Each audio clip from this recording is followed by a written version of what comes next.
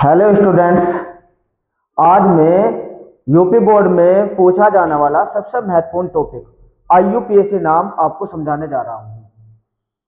IUPAC नाम लगातार से बोर्ड परीक्षा में पूछा जाता है और आप सबको इसे बनाने में बहुत दिक्कत आती है। आइए आज मैं आपको कार्बनिक यौगिक के तहत आईयूपीएसी नाम बनाना सिखाऊंगा। उससे पहले कुछ बेसिक चीजों को आपको जानना बहुत जरूरी है। तो आइए समझते हैं कार्बनिक यौगिक। सबसे पहले आप देखिए कार्बनिक यौगिक कितने प्रकार के होते हैं। यह क्वेश्चन पूछा जाता है कार्बनिक यौगिक के बारे में। कार्बनिक यौगिक दो प्रकार के होते हैं, जिसे कहते हैं विवृत श्रृंखला या एलिफेटिक यौगिक। उदाहरण इसके है मैथेन, प्रोपेन एंड ब्यूटेन। ये मैं अभी आपको बनाना सिखाऊंगा, बस आप नाम याद रखिए कि कौन कौन से होते हैं। इसके बाद समृत या श्रृंखला या चक्रीय यौगिक, यानी कि बंद श्रृंखला वाले यौगिक भी इन्हें कहते हैं और इन्हें खुली श्रृंखला वाला यौगिक भी कह सकते हैं। इसमें आते हैं बेंजीन, साइक्लोहेक्सेन, पिरिडीन आदि। ये बंद श्रृंखला वाले यौगिक दो प्रकार के होते हैं, एक समचक्रीय यौगिक और एक विषम चक्रीय यौगिक। समचक्रीय यौगिक भी दो तरीके के होते हैं, एरोमेटिक यौगिक। एरोमेटिक वे वाले यौगिक होते हैं जो बेंजीन या बेंजीन के व्युत्पन्न होते हैं, और दूसरे होते हैं एलिसाइक्लिक यौगिक, है ना। ये मैं अभी आपको बना के दिखाऊंगा सब। और विषम चक्रीय यौगिक, इस तरीके से ये कार्बनिक यौगिक होते हैं। तो सबसे पहले आप क्या करें, कार्बन को समझिए। कार्बन जिसका परमाणु क्रमांक 6 होता है और परमाणु भार होता है 12। सबसे पहले तो आप ये समझिए 6 कार्बन परमाणु, इसकी संयोजकता जब आप निकालोगे तो कार्बन की संयोजकता आ जाएगी 4। ये आपको याद रखना है। परमाणु भार कितना हुआ 12, परमाणु क्रमांक होता है 6 और संयोजकता होती है 4। तो सबसे पहले आपको खुली श्रृंखला वाले यौगिक के बारे में जानना। आइए सबसे पहले मैं इसको समझा देता हूं कि ये खुली श्रृंखला वाले यौगिक होते कैसे हैं। तो सबसे पहले इसे देखिए आप, अब समझिए आप इसको। अब आप समझिए आपको कैसे करना है ये।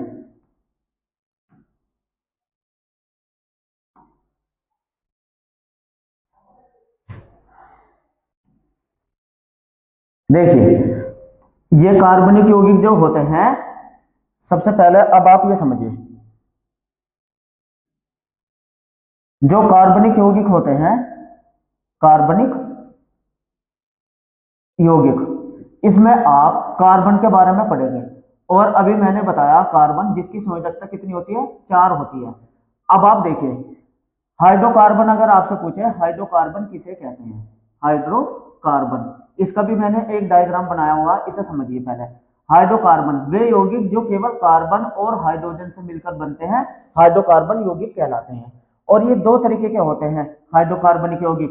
सबसे पहले इसे कहते हैं हम संतृप्त, संतृप्त हाइड्रोकार्बन यौगिक, हाइड्रोकार्बन यौगिक। एक होते हैं असंतृप्त, असंतृप्त। तो इसकी डेफिनेशन अगर पूछे तो आप ही लिखना, वे हाइड्रोकार्बन यौगिक जिसमें कार्बन और कार्बन के मध्य एकल बंध आता हो। कौन सा बंध आता हो, एकल बंध आता हो, इसे कहते हैं संतृप्त हाइड्रोकार्बन। और असंतृप्त हाइड्रोकार्बन अगर आपसे पूछे असंतृप्त हाइड्रोकार्बन कौन से होते हैं, वे कार्बनिक यौगिक जो जिनके मध्य कार्बन कार्बन के मध्य डबल बॉन्ड आए या ट्रिपल बॉन्ड आए, उन्हें कहते हैं असंतृप्त यौगिक। जिनमें कार्बन कार्बन के मध्य क्या आता है डबल बॉन्ड, और जिनमें कार्बन कार्बन के मध्य आता है ट्रिपल बॉन्ड, तो वे वाले कार्बनिक यौगिक कौन सा कहलाता है, असंतृप्त हाइड्रोकार्बन। बस ये ध्यान रखना ये केवल कार्बन और हाइड्रोजन से मिलकर बनते हैं, ये भी याद रखना। अगर सिंगल बॉन्ड वालों को हम कहते हैं एल्केन, इनको हम क्या कह सकते हैं एल्केन, और इसे कह सकते हैं एल्कीन डबल बॉन्ड वालों को, और इसे कहते हैं एल्काइन, इसको हम कहते हैं एल्काइन। अब आप एक बात समझिए, एल्केन का जो फार्मूला होता है CnH2n+2। आपसे ये भी पूछा जाता है निम्न में से एल्केन का फार्मूला क्या है, याद रखना ये। और एल्कीन का क्या होता है CnH2n, यानी कि ये वाला होता है एल्कीन का, और एल्काइन का होता है CnH2n-2। अगर आपसे पूछा जाए फार्मूला पूछ लिया जाता है निम्न में से एल्काइन का फार्मूला क्या है, तो इसमें दुगना होकर 2 घटता है। देखिए इसमें क्या हो रहा है, आपको फार्मूला कैसे याद रखना, इसमें जो n जो है ये कार्बन परमाणुओं की संख्या होती है। n क्या होता है, कार्बन परमाणुओं की संख्या। तो इसमें देखिए दुगना होके दो जुड़ गया, कार्बन परमाणु में दुगना होकर दो जुड़े हैं, देखो ये दुगना हुआ और दो जुड़ गए। ये क्या होता है, अभी सारी चीज आपकी समझ में आ जाएगी। इसमें क्या हो रहा है, इसमें जितने भी कार्बन परमाणु की संख्या होती है दुगनी होती है, और इसमें हाइड्रोजन की संख्या कैसे होती है, दुगना होकर दो घटती है। अब ये मैं कैसे कह रहा हूं, अब आप ये समझिए, अगर आपको एल्केन का फार्मूला लिखना है, एल्केन का, जैसे कि आपने कार्बन के चार लिख दिए, चार लिख दे, तो इसमें दुगना होकर दो जुड़ने का, तो हाइड्रोजन के कितना आ जाएंगे, चार दूनी आठ और दो 10। समझ में आ गया, तो ये एल्केन हुई। तो अगर आपसे ये भी पूछे निम्न में से कौन सी एल्केन है, तो आप समझ जाना दुगना करके दो जोड़ देना, तो ये क्या है, एल्केन। देखिए अगर मैं आप कार्बन के 5 रखते हैं तो हाइड्रोजन के कितना आएंगे, दुगना करो, 5 दूनी 10 और दो जोड़ दो 12। समझ में आ गया, तो ये एल्केन है। अगर इसी तरीके से अगर आपने कार्बन के 6 रखते हैं तो हाइड्रोजन के कितने आ जाएंगे, 6 का दुगना 12 और दो दो जोड़ देना 14, तो ये होती है एल्केन। अब कौन सी एल्केन होती है ये भी मैं अभी आपको बताऊंगा। एल्कीन कौन सी होती है, इसमें क्या होता है, दुगना। अगर आप कार्बन के 4 रखते हैं तो हाइड्रोजन के कितने अणु आएंगे, दुगने, 4 दूनी 8। ठीक है ना, तो आपको एल्कीन पहचानने आनी चाहिए कि एल्कीन कौन सी है, जिसमें भी दुगना होकर दो जुड़ा हुआ मिलेगा वो एल्कीन होते हैं। कभी कभी बहुविकल्प में ये क्वेश्चन पूछे जाते हैं, इसलिए बता रहा हूं।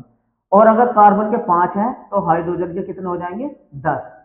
इसी तरीके से कार्बन के 6 हैं तो हाइड्रोजन के कितने हो जाएंगे, 6 दूनी 12, दुगना कर, जिसमें भी दुगना दी होगी वो हो जाएगी एल्कीन। और एल्काइन कौन सी होती है, इसमें दुगना होकर दो घटता है। जैसे अगर कार्बन के आपने 4 लिखे हैं तो हाइड्रोजन के कितने होने चाहिए, 4 दूनी 8, 8 में से दो घटा दो 6। ठीक है ना, इसमें दो घटेंगे तो ये एल्काइन है। सी के अगर 5 लिख रहे हैं तो हाइड्रोजन के कितना आ जाएंगे, 5 दूनी 10, दो घटा दो तो कितना हो जाएंगे, 5 दूनी 10 दो घटा के 8, तो ये एल्काइन होती है। ठीक है, ये तो बात आपके समझ में आ गई। तो ये सारी जितनी भी है एल्केन, एल्कीन, एल्काइन, ये सारे खुली श्रृंखला वाले तत्व होते हैं। तो आपको समझ में आ गया खुली श्रृंखला वाले तत्व कौन से थे। अब बंद श्रृंखला वाले समझिए। तो ये खुली श्रृंखला जितनी भी एल्केन होती है या एल्कीन होती है या एल्काइन होती है, वे सारे खुली श्रृंखला वाले तत्व थे। बंद श्रृंखला वाला तत्व भी समझ लो एक बार। बंद श्रृंखला वाले तत्व, देखिए बंद श्रृंखला वाले तत्व भी समझ लीजिए आप एक बार। बंद श्रृंखला वाले तत्व कौन से होते हैं, चलिए देखते हैं बंद श्रृंखला वाले तत्व कौन से होते हैं। ये देखिए बस, बंद श्रृंखला वाले तत्व ये होते हैं बेंजीन, बेंजीन या बेंजीन के व्युत्पन्न। सबसे पहले बेंजीन या बेंजीन से तो बनता है, बेंजीन जो होती है उसे कहते हैं C6H6, ये बेंजीन होती है। इसको आप ऐसे भी लिख सकते हैं, ये भी दिखा सकते हैं बेंजीन, या ऐसे भी सी सी सी सी, छह होते हैं कार्बन के, और इनसे सबसे हाइड्रोजन जुड़ी हुई होती है। क्या होती है, हाइड्रोजन जुड़ी हुई होती है। और क्रम से इन तत्वों में double bond single bond, double bond single bond, double bond, ये होता है। तो बेंजीन को चाहे आप ऐसे भी लिख ले, देखो कार्बन के 6 है या नहीं है, और ये हाइड्रोजन के भी 6 हैं, तो ये क्या है, बेंजीन। इसे कहते हैं एरोमेटिक यौगिक। इनको क्या बोलते हैं हम, एरोमेटिक, एरोमेटिक यौगिक। तो वो जो आपने अभी देखा था ये एरोमेटिक यौगिक होता है। इसके रिंग में कोई तत्व नहीं आना चाहिए, इसकी रिंग के ऊपर चाहे लगा दो, जैसे फिनोल, ये बेंजीन का व्युत्पन्न हुआ फिनोल, इसके ऊपर NH3 लगा दो तो ये हो गया एनिलीन। ठीक है ना, इसकी रिंग में नहीं आ रहा, ये रिंग से बाहर है, तो ये बेंजीन और बेंजीन के व्युत्पन्न क्या कहलाते हैं, एरोमेटिक यौगिक कहलाते हैं। ठीक है, अब समचक्रीय देखिए, समचक्रीय यौगिक कौन से होते हैं, समचक्रीय यौगिक कौन से होते हैं ये समझिए। समचक्रीय यौगिक बेंजीन की रिंग से अलावा अगर ऐसे आ जाए, बेंजीन की रिंग ना हो, बंद श्रृंखला में तत्व हो, तो जैसे ये है ना, ये। अब इसमें आपको क्या करना है, कोने गिने कितने, 1 2 3 4, तो ये हो गया साइक्लो। बंद श्रृंखला वालों को हम क्या कहेंगे, इस स्थिति को साइक्लो। पहले साइक्लो लगाइए, 4 कोनों को हम कहते हैं ब्यूटेन, ब्यूटेन, तो ये हो गया साइक्लो ब्यूटेन। ये हो गया साइक्लो, कितने कोने हैं, तीन, एक दो तीन, तो पेंटेन। इसमें कितने कोने आए, एक दो तीन चार पांच, ये हो गया साइक्लो पेन, ये तो प्रोपेन है, सॉरी, तीन वालों को हम कहते हैं प्रो, तो ये है प्रोपेन, और ये हो जाएगा पेंटेन। ठीक है, तो इस तरीके से हम इनके ये होते हैं समचक्रीय यौगिक। अब विषम चक्रीय कौन सा होता है, जिसमें बेंजीन की रिंग में या कार्बन की रिंग में कोई दूसरा तत्व आ जाए, जैसे कि ये आ गया, तो इसे क्या कहा, पिरिडीन। ये क्या हुआ, पिरिडीन, यानी कि देखो कार्बन हटके उसकी रिंग में कोई और तत्व आ गया, तो ये होता है विषम चक्रीय यौगिक। ठीक है ना, जैसे ये ओ आ गया, ये हो गया फ्यूरान। तो कभी कभी विषम चक्रीय यौगिकों के नाम पूछ लेता है, क्या नाम हुआ, पिरिडीन या फ्यूरान। तो आइए, तो अब समझ में आ गया कार्बनिक यौगिक। आइए अब मैं दिखा देता हूं वही डायग्राम जो अभी मैंने आपको समझाया था। देखिए,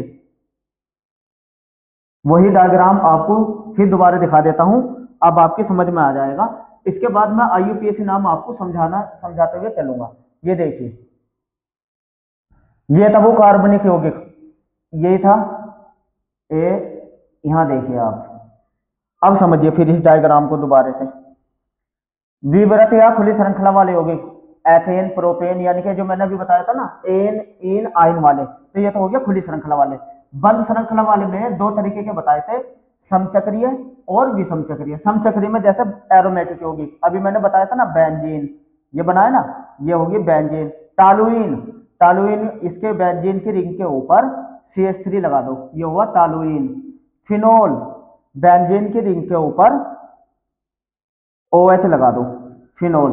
एनिलीन, बेंजीन की रिंग के ऊपर NH2 लगा दो। तो ये जितने भी होते हैं ये एरोमेटिक यौगिक होते हैं। आपसे पेपर में पूछा जाएगा कि निम्न में से कौन सा एरोमेटिक यौगिक है, तो आप समझ जाना इनमें से जो भी दिया होगा वो एरोमेटिक यौगिक होते हैं। अब ये देखो, एलिसाइक्लिक यौगिक, एलिसाइक्लिक मैंने कौन से बताया, साइक्लोप्रोपेन, प्रोप में 3 कार्बन आते हैं, तो ये ऐसे, ये हो गया साइक्लोप्रोपेन। साइक्लोब्यूटेन, ब्यूट में 4 कार्बन आते हैं, तो 4 कोने बना दो, साइक्लोब्यूटेन। देखो साइक्लो, सबसे पहले साइक्लो आ रहा है ना, और ये पेंटेन 5 कार्बन वाला, 1 2 3 4 5, ये साइक्लो पेंटेन हो गया। साइक्लो हेक्सेन 6 कार्बन वाला, 1 2 3 4 5 6, ये साइक्लो हेक्सेन हो गया। तो ये हो गया दूसरे तरीके के। अब तीसरा वे जो बेंजीन की रिंग से अलग बनता है, देखो नाइट्रोजन आ गया इसकी रिंग में, इसमें सल्फर आ गया थायोफिन, और इसमें फ्यूरान आ गया। तो इसमें से बोर्ड में आपसे बहुत ज्यादा क्वेश्चन पूछे जाते हैं। तो ये डायग्राम कार्बनिक यौगिक के बारे में आपने समझा। नेक्स्ट चलते हैं। नेक्स्ट देखिए, अब इसको समझिए, ये मैंने अभी आपको डायग्राम बना के समझाया। हाइड्रोकार्बनिक यौगिक, हाइड्रोकार्बनिक यौगिक दो तरीके के होते हैं, संतृप्त हाइड्रोकार्बन और असंतृप्त हाइड्रोकार्बन। ये तो बताया मैंने, असंतृप्त। असंतृप्त में कौन कौन आएगा, एल्कीन या ओलिफिन भी नाम होता है, ओलिफिन, यानी कि इसका फार्मूला क्या बताया था मैंने, CnH2n, और इनके बीच में कार्बन के बीच में क्या आता है, डबल बॉन्ड, और इसमें 2 माइनस होकर क्या आता है, आइन। ठीक है ना, ट्रिपल बॉन्ड वाले। तो ये बात समझ में आ गई। तो आइए अब मैं कुछ एल्केन बनानी सिखा देता हूं, एल्कीन और एल्काइन। अब इनको सीखिए आप। आइए मैं सिखा देता हूं अब आपको ये वाला भी बनाना, ताकि आपको बोर्ड में कोई दिक्कत ना आए। ये देखिए,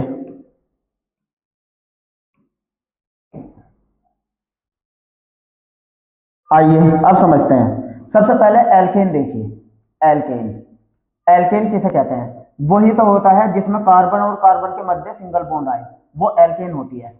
और इसमें एन जोड़ते हैं, क्या जोड़ते हैं, एन। और फार्मूला क्या था इसका, दुगना होके प्लस के 2 जोड़ने थे, इतना याद रखना आपको, दुगना यानी कि CnH2n + 2, ये फार्मूला। ये अब देखिए, सबसे पहले आपको क्या याद करना है, ये कार्बन की संख्या याद करो। कार्बन का 1 है तो इसे हम क्या कहते हैं, मैथ। कार्बन के 2 को हम क्या कहते हैं, एथ। 3 को हम क्या कहते हैं, प्रोप। 4 को हम क्या कहते हैं, ब्यूट। 5 को हम क्या कहते हैं, कार्बन की अगर 5 संख्या है तो पेंट। 6 कार्बन की संख्या है तो इसे क्या कहेंगे, हेक्स। 7 कार्बन की संख्या है तो इसे कहेंगे हेप्ट। 8 संख्या है तो इसे कहेंगे ऑक्ट। 9 संख्या है तो इसे हम कहेंगे नॉन। और 10 है तो इसे कहेंगे डैक। तो ये है। अब आपको कोई भी एल्केन बनानी हो, सबसे पहले जैसे मैथ है, कार्बन का 1 होता है तो हाइड्रोजन के कितने होने चाहिए? 2 ही कम 2 और 2 4, हाइड्रोजन के 4। नाम क्या होंगे इसका? देखिए मैथ था ना, मैथ में एन जोड़ दीजिए, मैथेन। एन एन है एन, ये हो गया मैथेन। समझ में आया? अगर आपको अब कार्बन के 2 रख दिया आपने, कार्बन के 2 रखते हो क्या कहेंगे इसे? एथ। और इसमें क्या जोड़ना? एथेन का सूत्र क्या हो जाएगा? एच के कितना आएंगे? दुगना करके 2। एल्केन के सूत्र लिखना सिखा रहा हूं आपको। 2 दूनी 4 और 2 6, एथेन। अब आ रहा समझ में? देखिए आपको करना क्या है, एल्केन का कभी भी कोई भी सूत्र लिखना है आपको ये कार्बन की संख्या याद रखनी है। अगर आपसे कोई कहे पेंटेन लिखिए, क्या कहा? पेंटेन। आपसे बोला पेंटेन का फार्मूला लिखिए, पेंटेन। पेंट देखियो, इसको तोड़ के देखो, पेंट और प्लस एन, ये तो हो रहा है। मन मन में जब आप बोलोगे तो आपने बोला पेंट प्लस एन, तो पेंट में कितने कार्बन आते हैं? देखिए पेंट में कितने आते हैं? 5 कार्बन के 5। ठीक है, तो हाइड्रोजन एन आ रहा ना, एन एन आप समझ जाओ, दुगना करके 2 लिखने हैं हाइड्रोजन की संख्या। तो 5 का दुगना 10 और उसमें 2 जोड़ो 12, हो गया ना पेंटेन का सूत्र। तो एन वाले सूत्र बनाना आ गया नहीं आ गया? तो कभी भी फार्मूले में रखो और सीधा फार्मूला बन जाएगा। जैसे आपसे कहे हेप्टेन, क्या लिखना है आपको? हेप्टेन। हेप्टेन तो मन मन में थोड़ा हेप्ट, हेप्ट देखते हो कितने कार्बन आते हैं? 7 कार्बन के 7। तो एन है ना पीछे, एन एन है एन, तो हाइड्रोजन के कितने होने चाहिए? दुगना होके 2 जुड़ने चाहिए। तो 7 दूनी 14 और 2 16, ये हो गया हेप्टेन। इस तरीके से एल्केन बनते हैं। और नाम देखिए, अगर मैं यहां लिख दूं CK9 और H के 20, तो ये नाम किसका है? ये नाम किसका है? CK9 है ना, नो को हम क्या कहते हैं? नॉन। अब दुगना होकर 2 जुड़ रहा है ना, तो एन, तो क्या नाम हो जाएगा इसका? नोनेन। आ गया समझ में? तो इस तरीके से एल्केन के नाम लिखे जाएंगे इनमें से। अब बात करूंगा मैं एल्कीन के नाम, फिर इनकी संरचना भी बनानी सिखाऊंगा। अभी देखिए आप पे सारा थोड़ी देर में आ जाएगा। देखिए अब आप थोड़ी देर में एल्कीन का नाम भी लिखना सीखिए, एल्कीन। अब एल्कीन कैसे लिखे जाएंगे? देखिए अगर आपसे एल्कीन के नाम लिखना है, अभी मैंने आपको बताया था एल्कीन में क्या होता है? CnH2n, ये तो होता है। क्या हो रहा है इस सूत्र में? दुगना होके 2 जोड़ देते हैं हाइड्रोजन की संख्या के लिए, ठीक है ना। और इसमें जुड़ता क्या है? अनुलग्न क्या होता है इसका? एन। और कार्बन कार्बन के मध्य डबल बॉन्ड आता है। संरचना भी बनानी सिखाता हूं आपको। देखिए अगर कार्बन के आपको रखने हो 4, तो हाइड्रोजन के कितने होने चाहिए? इनके लिए 4 दूनी 8। और ये फार्मूला किसका हुआ? 4 किस में आता है? ब्यूट में आता है ना, तो इसका नाम हुआ ब्यूटीन। ब्यूटीन। इसकी संरचना आपको कैसे बनाने हैं? कार्बन के 4 है तो पहले 4 कार्बन ऐसे लिखिए, लिख दिया। और क्योंकि इसमें इन है, कहीं भी आप डबल बॉन्ड लगा सकते हैं, बाकी सबसे सिंगल बॉन्ड। बस कहीं भी डबल बॉन्ड लगाइए, सबसे सिंगल। और कार्बन की कितनी संयोजकता होती है? 4। अब सबके 4 संयोजकता पूरी करिए। इस कार्बन की कितनी संयोजकता है? 2 3 4, हो गई नहीं 4 संयोजकता पूरी। इसकी कितनी है? 1 2 3 अरे 4, 1 2 3 4, 1 2 3 4। हर एक कार्बन की 4 संयोजकता होनी चाहिए, ना कम ना ज्यादा। बाहर हाइड्रोजन जोड़ दीजिए, बाहर हाइड्रोजन जोड़ दीजिए। और इस तरीके से आप देखिए कार्बन के तो 4 ही आएंगे, 1 2 3 4, कार्बन के तो 4 ही है। हाइड्रोजन के कितने आ जाएंगे? 8 आने चाहिए, 1 2 3 4 5 6 7 8। इस तरीके से आप संरचना, या ऐसे भी लिख सकते हैं आप इसको CH2, देखो 2 है ना इस C पे, डबल बॉन्ड इस C पे 1 H है, H सिंगल बॉन्ड इस C पे 2 H है, और सिंगल बॉन्ड CH3। तो ये बना ब्यूटीन की संरचना। बनाने को आ जाए चाहे पेपर में तो ऐसे बना देनी, ठीक है ना। अगर आपसे क्वेश्चन आए, देखिए एक बार और समझिए, अच्छे से चीजों को समझिए, आपसे क्या पूछ रहा है वो। अगर आपसे कहे पैंटीन, पैंटीन की संरचना बनाइए, पैंटीन। ये तो कहा पैंटीन, तो पेंट, ये सब मन मन में तोड़ो, ये पेंट प्लस इन, इन दो तत्व, इन 2 शब्दों से मिलकर बना पेंट। पेंट में तो कार्बन के 5 आते हैं ना, अरे इन आ रहा है ना पीछे, इन यानी कि दुगना, H के 10, 5 दूनी 10। संरचना कैसे बनानी है आपको, कार्बन के 5 ऐसे लिखिए, 3 4 5, 5 कार्बन को ऐसे लिखिए। इनकी श्रृंखला के बीच में हाइड्रोजन नहीं आना चाहिए, हाइड्रोजन बिल्कुल ना लाए। सबसे क्या करना है, कहीं क्योंकि इन है, किसी भी कार्बन पे आप डबल बॉन्ड जोड़ दीजिए, इधर इधर किसी पे। अगर संख्या दी है पेंटीन 2 तो दूसरे नंबर पे ही जोड़ना आपको, अगर संख्या नहीं दी तो आप पहले नंबर पे जोड़ दीजिए। और सबसे सिंगल बॉन्ड लगाइए, बस एक जगह डबल बॉन्ड लगा के। अब इसके बाद क्या काम करना है आपको, हर एक कार्बन की 4 संयोजकता पूरी कर दीजिए। देखिए 2 3 4, 2 और 1 3 और 1 4, 1 2 3 4, चाहे ऊपर नीचे कहीं भी जोड़ लो, 1 2 3 4, 1 2 3 4, और इनसे हाइड्रोजन जोड़ दीजिए। इस तरीके से पेंटीन की संरचना हो जाएगी, ठीक है ना। तो आप इसे ऐसे भी लिख सकते हैं, सी, इस कार्बन पर 2 hydrogen, double bond CH, single bond CH2, single bond CH2, single bond CH3। तो आगे ना आप पे क्या बनानी, पेंटीन। तो इस तरीके से संरचना बोर्ड में पूछी जाती है, आप तुरंत बना सकते हैं संरचना भी। अगर ये तो हुई इन वाली बात, आइन देखो इनके नाम आप क्या बोल सकते हैं, एथीन, प्रोपीन, ब्यूटीन, पेंटीन, इन जोड़ दो, हेक्सीन, हेप्टीन, ऑक्टीन, नोनीन, डेकीन।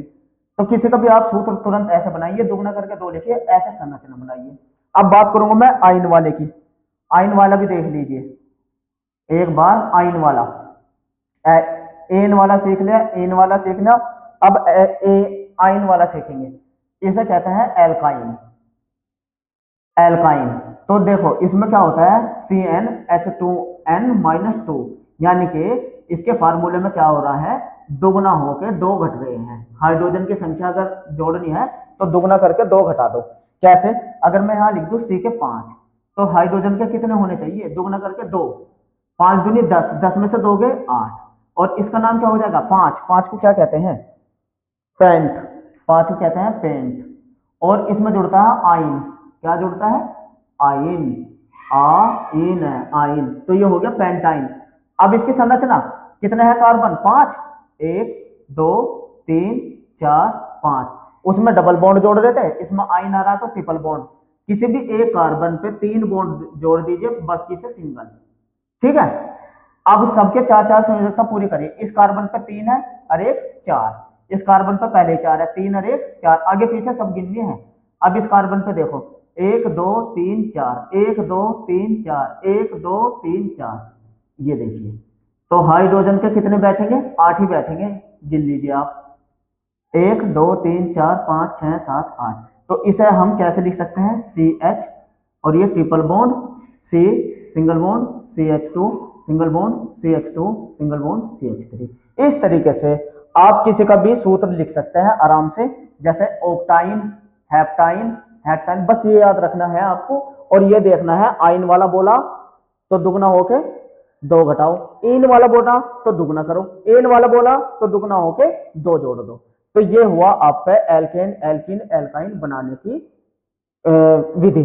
अब तो आपसे कोई भी सूत्र पूछे तुरंत बना सकते हैं। अगर बोर्ड में आपसे पूछे एक तत्व का निम्न में से कौन सा एल्कीन है, तो ये इसका सूत्र बताइए, ये क्या हुआ, देखो आप यहां देखो कार्बन के 5 है तो दुगना होकर 2 जुड़ रहा ना, तो एन वाला है नहीं, ये एन, तो C के 5 किस में होता है, C के 5 पेंट, तो नाम क्या हुआ इसका, पेंट, और एन जोड़ दो, एन, पेंटेन। समझ में आ गया। अगर आपसे पूछे निम्न में से कौन सा पेंटेन का उदाहरण, पेंटेन का सूत्र है, तो आप बहुविकल्प में देख के बता सकते हैं, जिसमें दुगना होकर 2 जुड़ रहा, 5 दूनी 10 और 2 12, ये। तो इस तरीके से आपने सीख लिया एल्केन, एल्कीन, एल्काइन बनाने की संरचना भी, सूत्र भी, ठीक है। आइए अब नेक्स्ट चलते हैं। देखिए अब IUPAC नाम सीखते हैं। IUPAC नाम कैसे होते हैं, आइए IUPAC नाम सिखा देता हूं। IUPAC नाम कार्बन और उसके यौगिक, देखो IUPAC नाम का सबसे पहले तो फुल फॉर्म आपको पता होनी चाहिए। IUPAC नाम का फुल फॉर्म होते क्या है, IUPAC नाम इसे कहते हैं international union of pure applied chemistry. कभी कभी फुल फॉर्म भी पूछी जाती है, तो इसका नाम क्या हो गया, international union of pure applied chemistry. अब इनका नामकरण कैसे किया जाता है, सबसे पहले आपको शब्दमूल पता हो। शब्दमूल जो मैंने अभी लिखे, कार्बन का एक है तो मैथ, कार्बन का दो है तो एथ, कार्बन के तीन है तो प्रोप, इस तरीके से अभी मैंने आगे लिखवाए हुए। इसके बाद आपको पूर्व लग्न पता होना चाहिए जिसे प्रीफिक्स कहते हैं। वे कौन कौन से होते हैं? मैथिल, एथिल, नाइट्रो, क्लोराइड, ये पूर्व लग्न होता है। इसके बारे में चर्चा करूंगा, समझाऊंगा ये आपको। पहले तो ये समझ में आना चाहिए कि क्या क्या चीज दी होती है। एक आपको प्राथमिक अनुलग्न के बारे में होता है और एक द्वितीय अनुलग्न। प्राथमिक अनुलग्न होते हैं जैसे सिंगल बॉन्ड आए, एल्केन, एल्कीन, एल्काइन, इन्हें प्राथमिक अनुलग्न कहते हैं। और द्वितीय अनुलग्न होते हैं COOH, अगर ये जुड़े हो COOR, COX, CONH2, CnNC, इनको सब पे सिखाऊंगा। बस आपको नामकरण में क्या क्या पता हो, शब्दमूल पता हो, पूर्व लग्न पता हो, प्राथमिक अनुलग्न पता हो और द्वितीयक अनुलग्न पता हो। ये पता है तो IUPAC नाम तुरंत बनेंगे। आइए इनके बारे में भी बात करते हैं। सबसे पहले आपको क्या देखना था? देखिए, ये है शब्दमूल, इन्हें वर्ड रूट भी कहते हैं। शब्दमूल, IUPAC नाम के लिए आपको शब्दमूल के बारे में पता हो, ठीक है। आइए देख लेते हैं शब्दमूल किसे कहते हैं। शब्दमूल ये होता है, यह कार्बन यौगिकों में हाइड्रोकार्बन में उपस्थित कार्बन परमाणुओं की संख्या को प्रदर्शित करते हैं। जैसे कार्बन का एक है तो मैथ, दो को एथ, तीन को क्या कहेंगे? प्रोप, कार्बन को चार को ब्यूट, ये सबको याद कर लेने IUPAC नाम के लिए। पांच को क्या कहते हैं? पेंट, छह को हैक्स, सात को हैप, आठ को ओक्ट। ये होते हैं शब्दमूल या मूलाक्षर। ये IUPAC नाम में आपके इस्तेमाल होने हैं, आप इसे नोट कर लीजिए, याद रख लीजिए।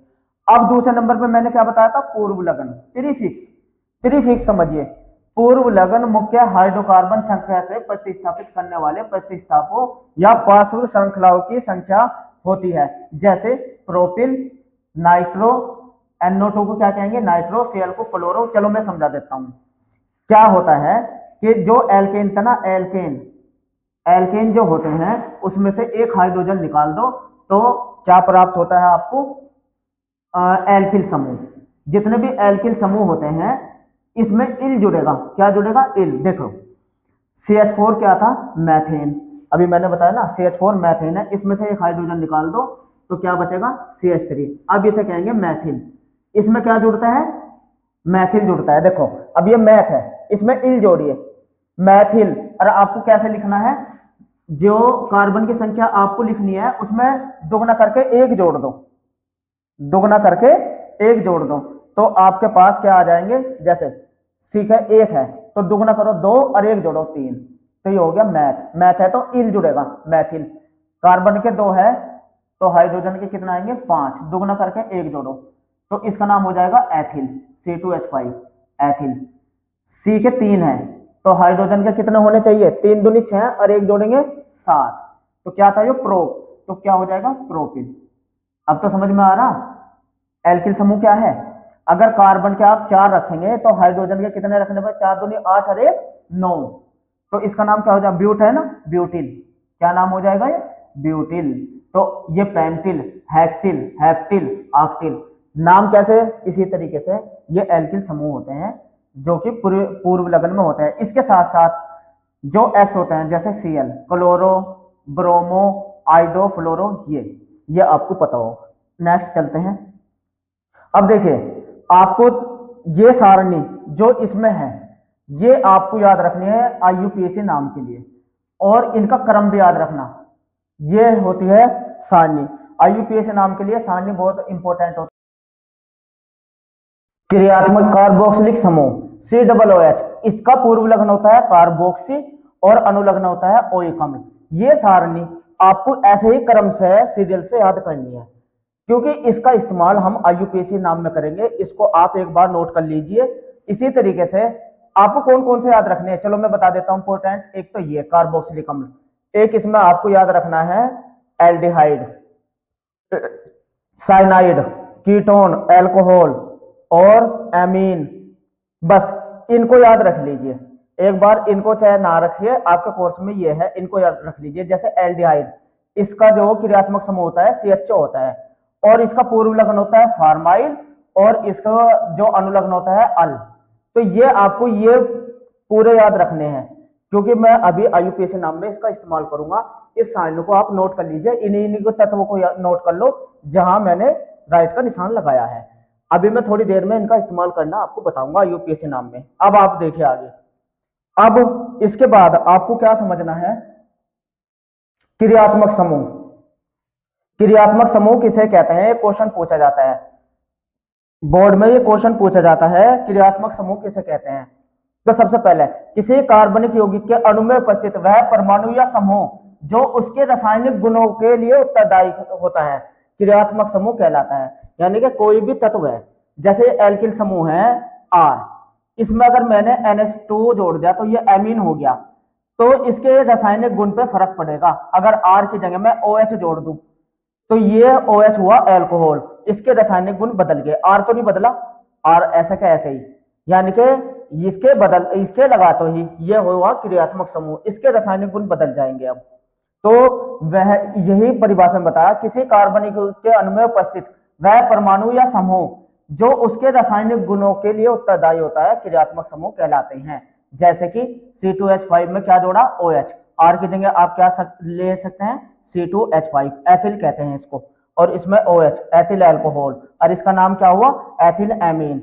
दोनों के रासायनिक गुण अलग हो जाएंगे, दोनों में है एथिली लेकिन क्रियात्मक समूह अलग अलग है, NH2 और OH, तो ये होता है क्रियात्मक समूह, दोनों के रासायनिक गुण अलग अलग हुए। अब मूलक किसे कहते हैं, मूलक मैंने अभी बताया आपको, ये आर, यही एल्किल समूह को क्या कहते हैं, मूलक। कभी कभी इनकी डेफिनेशन पूछी जाती है, तो डेफिनेशन यहां से लिख लीजिए और याद कर लीजिए। अब चलिए नेक्स्ट देखते हैं क्या कहते हैं। आइए नेक्स्ट में आपको मैंने बताया था अल्कोहल की बात करेंगे। अल्कोहल, अल्कोहल देखिए बहुत इंपॉर्टेंट टॉपिक है अल्कोहल। अल्कोहल जिसका क्रियात्मक समूह होता है OH, क्रियात्मक समूह क्या होता है, OH, इसका सूत्र होता है दुगना करके एक OH का अणु जोड़ दो, दुगना करके एक जोड़ो और एक OH का अणु जोड़ो, तो इसमें क्या लगता है, आल। जैसे कि मैथिल CH3OH को हम क्या कहेंगे, मैथिल अल्कोहल, और इसका आईयूपीएसी नाम क्या हो जाएगा, मैथेनॉल। आइए पहले मैं आपको आईयूपीएसी नाम बता दूं, मैं इसलिए लिखा है कि आपसे पेपर में ये पूछेगा मैथिल अल्कोहल का आईयूपीएसी नाम बताइए, तो ये थोड़ा सा आप समझ लीजिए, बस ये आपको साधारण नाम पता हो, आपसे ये पूछेगा, ये बनाने में सिखाऊंगा अभी आपको। जैसे आपसे कहेगा एथिल अल्कोहल का आईयूपीएसी नाम बताइए, एथिल अल्कोहल 2 कार्बन होते हैं, इसका आईयूपीएसी नाम क्या होता है, एथेनॉल। ये मैं अभी आपको सिखाऊंगा बनाने, बस आपको ये पता होना चाहिए एथिल अल्कोहल का सूत्र क्या होता है, CH3CH2OH। तो इसका आईयूपीएसी नाम आपसे पूछेगा, आपसे कहेगा प्रोपिल अल्कोहल का आईयूपीएसी नाम बताइए, एथिलीन ग्लाइकॉल का आईयूपीएसी नाम बताइए, ग्लिसरीन या ग्लिसरॉल का आईयूपीएसी नाम बताइए। तो आपको क्या पता हो, बस इनके फार्मूले पता हो, इसलिए मैंने ये लिखे हैं आईयूपीएसी नाम। तो ये कुछ नहीं याद करना, इनको तो मैं याद करना खुद बताऊंगा आपको, बस आपको सूत्र पता हो अल्कोहल के, ये सूत्र मैथिल अल्कोहल एथिल। इसी तरीके से कुछ सूत्र और याद करने आपको, उनके आईयूपीएसी नाम मैं याद करने सिखाऊंगा। जैसे एल्डिहाइड की बात करें, बहुत ज्यादा इंपॉर्टेंट, हाई स्कूल में तो सबसे ज्यादा यही टॉपिक पूछा जाता है। आपके हाई स्कूल में कैसे पूछा जाएगा, फॉर्मेल्डिहाइड कहेगा, फॉर्मेल्डिहाइड का आईयूपीएसी नाम लिखिए, बहुत ज्यादा इंपॉर्टेंट है। या इसका फॉर्मेल्डिहाइड का सूत्र याद रखिए, HCHO को फॉर्मेल्डिहाइड कहते हैं, और इसका आईयूपीएसी नाम होता है मैथेनॉल। तो आईयूपीएसी नाम मैं सिखाऊंगा, बस आपको ये पता होना चाहिए। एसिटेल्डिहाइड बोलेगा भाई आपसे, एसिटेल्डिहाइड का आईयूपीएसी नाम क्या होता है, लगातार बोर्ड में ऐसे ही पूछे जा रहे हैं। एसिटेल्डिहाइड जिसका फार्मूला ये होता है CH3CHO, और इसका आईयूपीएसी नाम क्या होता है, एथेनॉल। अब इसी तरीके से कीटोन में से पूछेगा आपसे कहेगा एसीटोन का आईयूपीएसी नाम बताइए। एसीटोन का फार्मूला अगर पता हो, देखो 3 कार्बन आ रहे हैं इसमें, कितने कार्बन आ रहे, 3, तो प्रोपेनोन होता है, क्योंकि इसमें लगता है ऑन, क्या लगता है, ऑन, ये लिखा ऑन, ठीक है ना। 3 कार्बन आए, इसमें कितने कार्बन आए, 1 2 3 4, एथिल मैथिल कीटोन, इसमें इसे 4 कार्बन को ब्यूट कहते हैं ना, ब्यूटेनोन। आइए अब मैं आपको आईयूपीएसी नाम सिखा देता हूं, पहले इसमें बाद में देखेंगे। आईयूपीएसी नाम देखते हैं, सबसे पहले आपको आईयूपीएसी नाम सिखा देते हैं। आइए देखते हैं आईयूपीएसी नाम किस तरीके से सीखे जाते हैं, नामकरण करना सीख लीजिए आईयूपीएसी नाम का। कुछ रूल आईयूपीएसी नाम के, सबसे पहले आपको क्या काम करना है आईयूपीएसी नाम के लिए, कार्बन परमाणु की सबसे बड़ी श्रृंखला का चयन करना है। देखो सबसे पहले आपको क्या काम करना है, कार्बन के ऊपर संख्या डालनी है, और सबसे ज्यादा कार्बन आपकी गिनती में आने चाहिए। देखिए अगर मैं यहां से डालूं 1 2, कार्बन के ऊपर संख्या लिखिए बस, 3 4 5 6। आपकी गिनती में कितने कार्बन आए? 6। अगर नीचे से डाले अक्सर 1 2 3 4 5 6 जब भी 6 आए। लेकिन अगर मैं नीचे से चलूं इधर 1 2 3 4 5 6 7, देखो अब गिनती में 7 आ रहे, तो इधर से भी चल सकता है 1 2। अब देखिए आप, अब आपको क्या करना है, अब समझिए। आप अगर गिनते ऐसे कर सकते हैं 1 2 3 4 5 6 7, तो आपकी गिनती में ज्यादा से ज्यादा कार्बन आने चाहिए, तो 7 कार्बन आए। तो सबसे पहले आपको यही रूल है, कार्बन परमाणु की सबसे बड़ी श्रृंखला का चयन करो आईयूपीएसी नाम के लिए। अब जिन कार्बनों पे संख्या नहीं गिरी, देखो ना तो इस पे ना इस पे ना इस कार्बन पे संख्या आई, और ना 4 कार्बन ऐसे बच गए जिन पे संख्या नहीं आई, तो ये क्या बन जाते हैं? एल्किल ग्रुप बन जाते हैं, एल्किल ग्रुप बन जाते हैं। और सबसे पहले इसी का नाम लिखो। ये कौन कौन सा नंबर पे है? 2 पे, तो आप 2 पे 2 बार है, और 5 पे 5 पे एक हेरा 2 बार 2 पे है, और 2 बार 5 वाले कार्बन पे है। तो सबसे पहले इन्हीं का नाम, अब ये CH3 क्या हो गया? CH3 मैंने अभी बताया था, मैथिल कहते हैं इसको, क्योंकि एक कार्बन है, एक कार्बन को मैथ कहते हैं ना, इल जोड़ दो मैथिल, यो भी मैथिल है, ये भी मैथिल है, ये भी मैथिल है, ये भी मैथिल। कितने मैथिल हुए? 4। तो इनको लिखो कौन कौन से पे? 2। इसके बीच में कोमा जरूर लगाना, संख्याओं के बीच में। आईयूपीएसी नाम जब लिख रहे हैं तो संख्या 2 2, ये हो गया। इसके बाद कोमा लगा के 5 5। तो कितनी बार आएगी मैथिल समूह? 4 बार। 4 को हम कहते हैं टेट्रा। 4 बार आया तो क्या कहते हैं? टेट्रा। देखो कोई ग्रुप 2 बार आएगा तो हम कहेंगे डाई, 3 बार आएगा तो हम कहेंगे ट्राई, 4 बार आएगा तो हम कहेंगे टेट्रा। ठीक है, तो ये 4 बार आया था इसलिए मैंने टेट्रा लिख दिया। और क्या नाम है इसका? CH3 का मैथिल, टेट्रा मैथिल। अब कार्बन की श्रृंखला गिनिए, कितने कार्बन आए थे टोटल गिनती में? 7। 7 को हम क्या कहते हैं? हैप्ट। अभी मैंने संख्या लिखवाई थी आपको, हैप्ट। अ सिंगल बॉन्ड है सब में, एन, हैप्टेन। ये हो गया इसका यूपीएसी नाम। देखिए आपने क्या किया, सबसे पहला रूल, आपको कार्बन की सबसे बड़ी श्रृंखला ज्ञात करनी है, नंबर डालिए। आपकी काउंटिंग में सबसे ज्यादा कार्बन श्रृंखला आए, तो कार्बन गिनती में 7 आए थे। जिन कार्बन पे संख्या नहीं गिरती वो एल्किल समूह बन जाता है।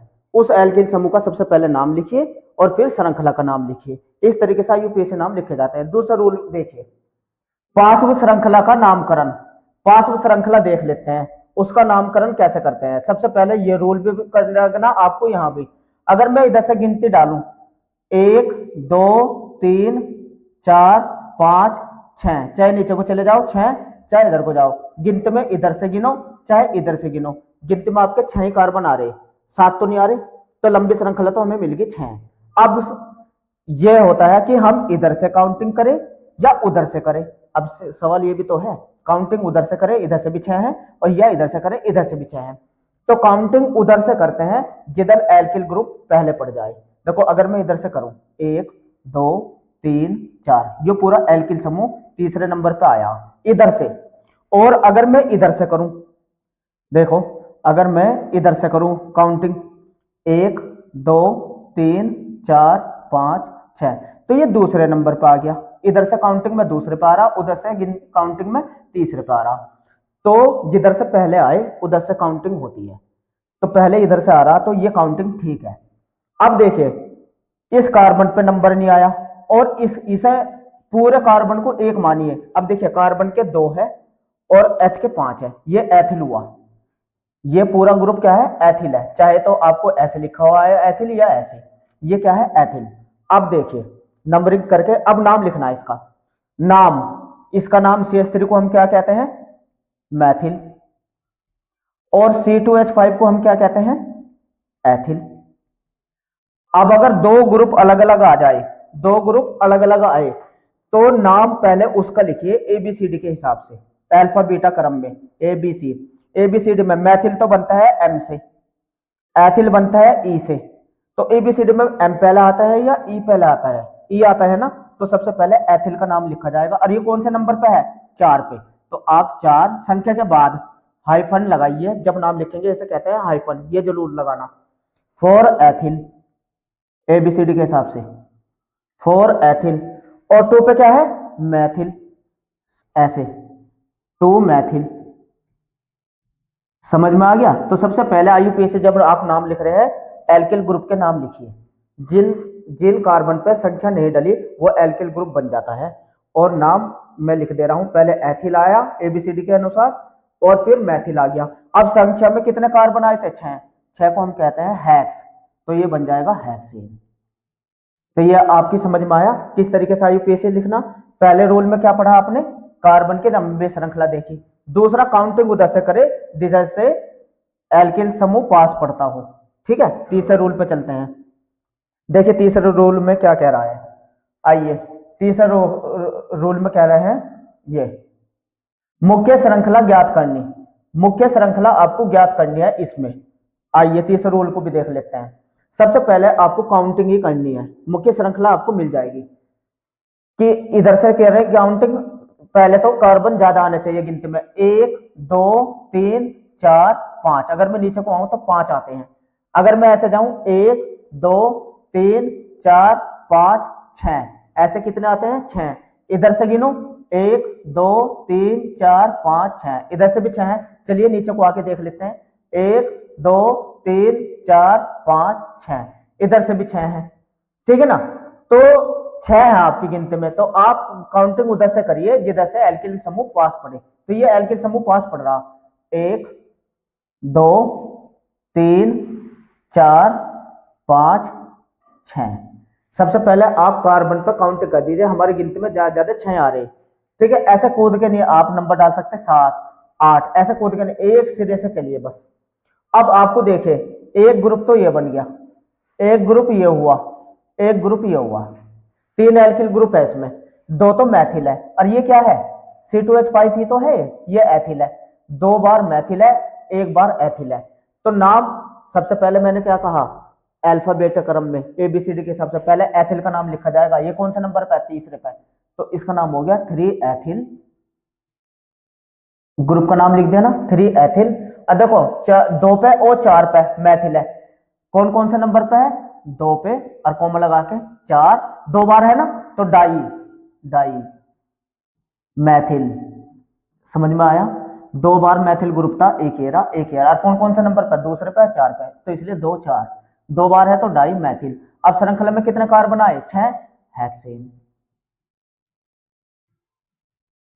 आगे नाम लिखना, 3 एथिल 2 4 डाई मैथिल हेक्सेन। अब इसमें देखिए पार्श्व श्रृंखला का नामकरण।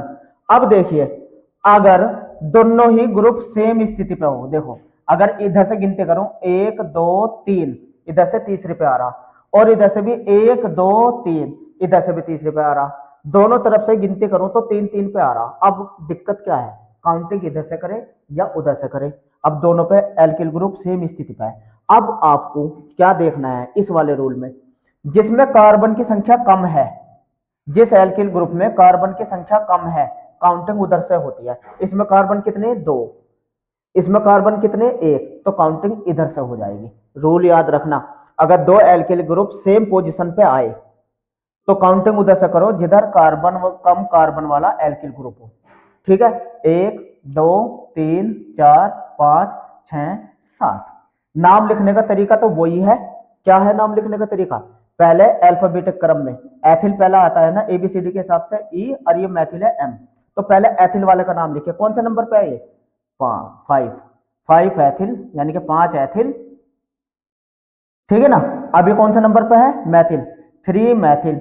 जब भी आप आईयूपीएसी नाम लिख रहे हैं सबसे पहले एल्किल ग्रुप के नाम लिखे जाते हैं, लिख दिए। अब कितने कार्बन आए गिनती में, 7, 7 को आप क्या कहते हैं, हैप्ट, हैप्ट और एन जोड़ दीजिए, हैप्टेन। तो रूल समझ में आ रहा, पहला रूल क्या था, कार्बन की श्रृंखला लंबी लो। दूसरा रूल क्या था, काउंटिंग उधर से करो जिधर एल्किल ग्रुप पास पड़ता हो। तीसरा रूल क्या आया, अगर दोनों ग्रुप सेम पोजीशन पे है तो काउंटिंग उधर से करो जिधर कम कार्बन वाला एल्किल समूह हो। नेक्स्ट देखिए, नेक्स्ट वाला देखिए, इसमें क्या है, अगर समान प्रतिस्थापित हो, यानी कि अब के इसमें समान पोजीशन पर, इधर पहले कार्बन के ऊपर ही गिनती करनी है, 1 2 3 4, एक तो काउंटिंग इधर से हो सकती है या इधर से भी तो हो सकती है, 1 2 3 4। अब दोनों जगह पहली पहली पोजीशन पे अलग अलग एल्किल समूह है। तो अगर एक ही परिवार के आइए, देखो X यानी कि Br होता है, Cl होता है, आयोडीन होती है, F होता है, ये एक ही परिवार के। तो इसमें ABCD के क्रम में आप काउंटिंग करिए।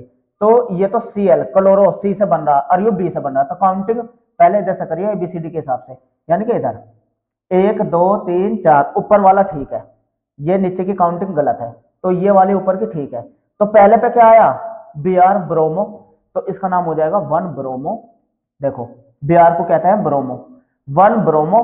और ये Cl कितने नंबर पे है 4 पे, 4 क्लोरो, 4 को कहते हैं, Cl को कहते हैं क्लोरो। अब कार्बन कितने था काउंटिंग में 4, ब्यूटेन। तो ये हुआ इसका आईयूपीएसी नाम। अब वे वाले आईयूपीएसी नाम जिसमें क्रियात्मक समूह आता हो। अब तक आपने वे पढ़े जिसमें सिर्फ एल्किल समूह था। क्रियात्मक समूह देखो इसमें OH आ रहा। अब ये रूल याद करना, मुख्य कार्बन श्रृंखला ज्ञात करना। अब आपको क्या करना है, अगर क्रियात्मक समूह उपस्थित है आईयूपीएसी नाम में, तो आपको सबसे पहले क्या काम करना है, काउंटिंग में क्रियात्मक समूह आना जरूरी है, उसे छोड़ के नहीं चलना, चाहे श्रृंखला छोटी रह जाए। अब तक रूल ये पढ़ रहे थे ना, श्रृंखला बड़ी रह जाए, वो कब था, जब उसमें क्रियात्मक समूह ना हो। अब आपकी काउंटिंग में क्रियात्मक समूह आना जरूरी है, चाहे श्रृंखला छोटी हो जाए। और सबसे पहले जिधर क्रियात्मक समूह पहले पड़ेगा, काउंटिंग भी उधर से होनी। 2 रूल याद रखना, क्रियात्मक समूह अगर है तो काउंटिंग उधर से करो जिधर से वो पहले पड़ता है, दूसरा उसे काउंटिंग में लेना जरूरी है। अब देखो अगर मैं इधर से करूं काउंटिंग 1 2 3 4 5, तो 5वें नंबर पे आता है। इधर से करूं 1 2 3 4, 4 पे खत्म हो जाता है, नहीं आप यहां से शुरू करो ना 1, क्योंकि वो पहले पे पड़ गया। मैंने कहा ना क्रियात्मक समूह जिधर पहले पड़े, तो पहले नंबर पे पड़ गया ना 1 2। अब आप चाहे इधर को जाओ चाहे इधर को, लेकिन इधर को जाओ ज्यादा संख्या आ जाएगी, 2 3 4 5, ठीक है। तो ऐसे काउंटिंग कर लीजिए। ये क्या है, इसे पूरे को जोड़ दीजिए बस, इन पर जिन पर संख्या नहीं पड़ी, तो आपको दिख रहा है ना ये C2H5 है, एथिली तो है ये।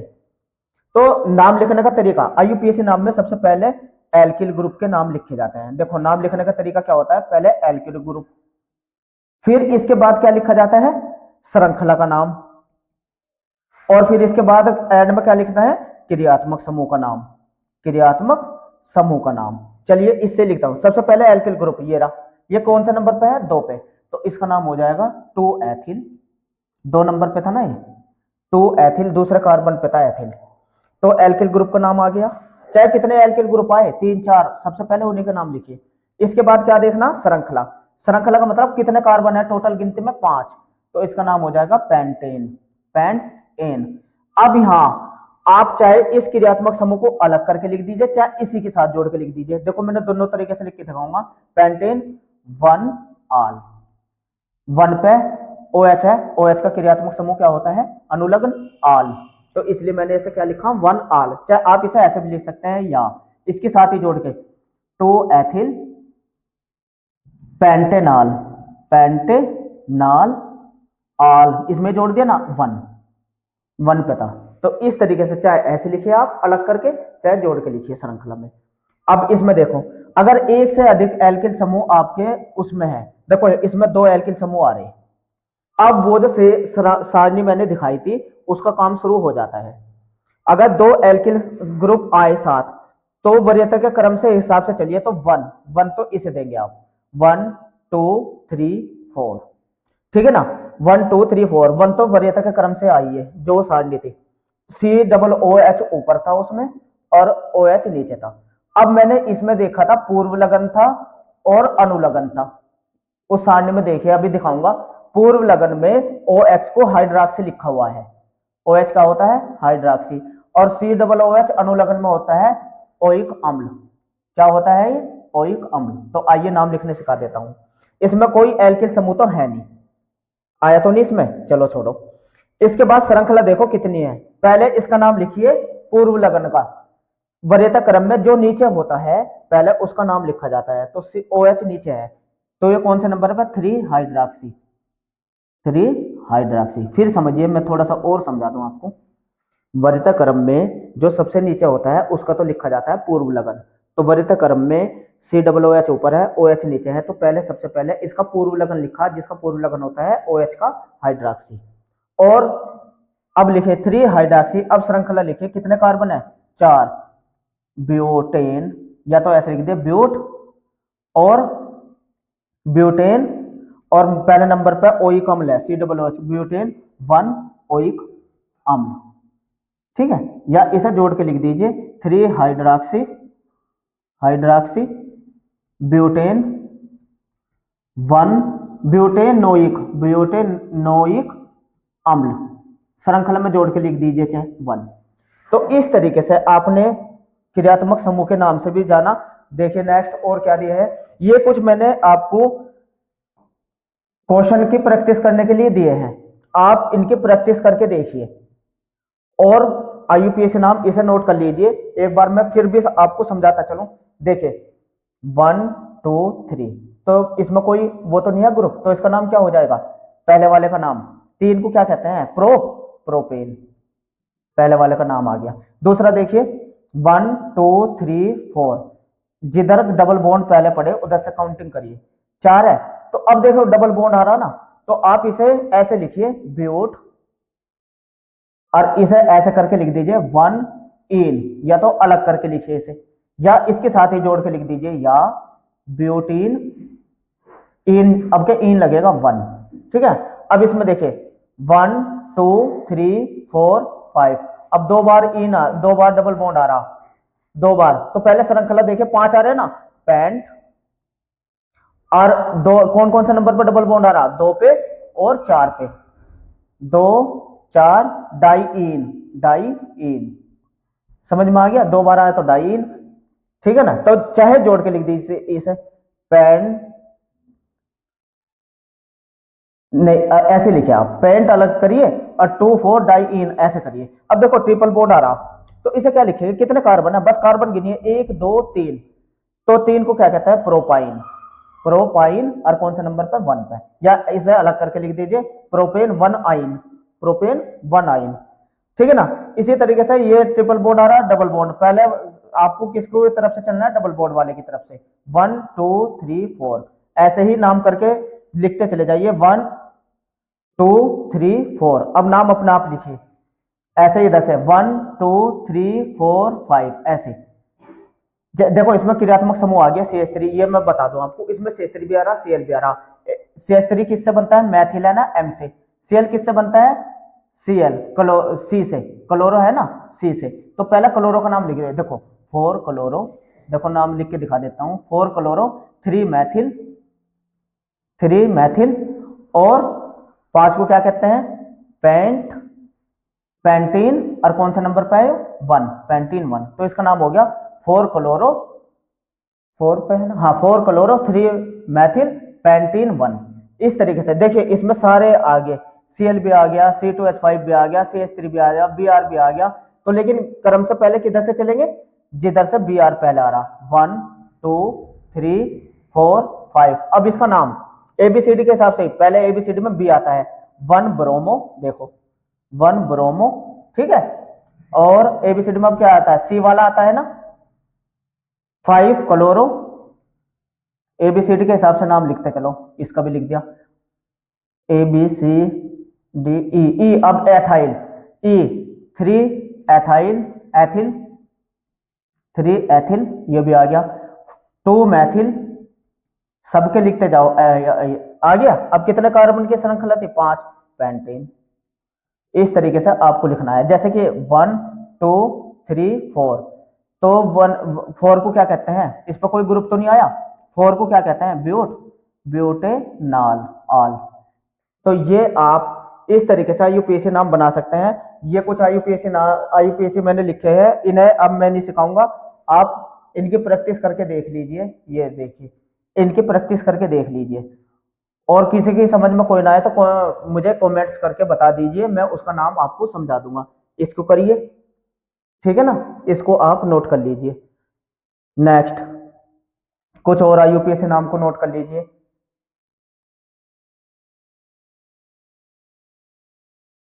अच्छा हाँ, एक क्वेश्चन जो बहुत ज्यादा इंपॉर्टेंट है हाई स्कूल वालों के लिए, सजातीय श्रेणी। ये आप सजातीय श्रेणी देख लीजिए एक बार, ये क्वेश्चन देख लीजिए, सजातीय श्रेणी किसे कहते हैं। ये बहुत ज्यादा इंपॉर्टेंट क्वेश्चन है, इसको समझिए।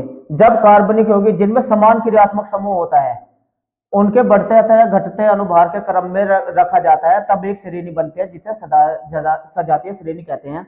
यानी कि वे श्रेणी जिसमें क्रियात्मक समूह समान होता है उनको या तो बढ़ते क्रम में रखो या घटते क्रम में जो श्रेणी प्राप्त होती है उसे सजातीय श्रेणी कहते हैं।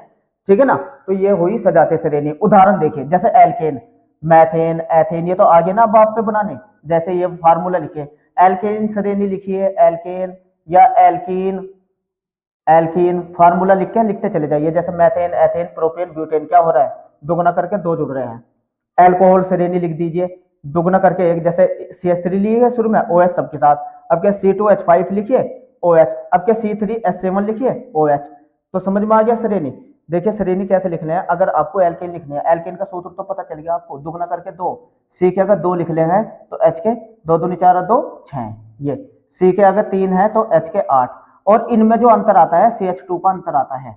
देखो यहाँ एक C का अंतर आएगा 2 H के, इससे अगला वाला लिख के देख लो, C के 4,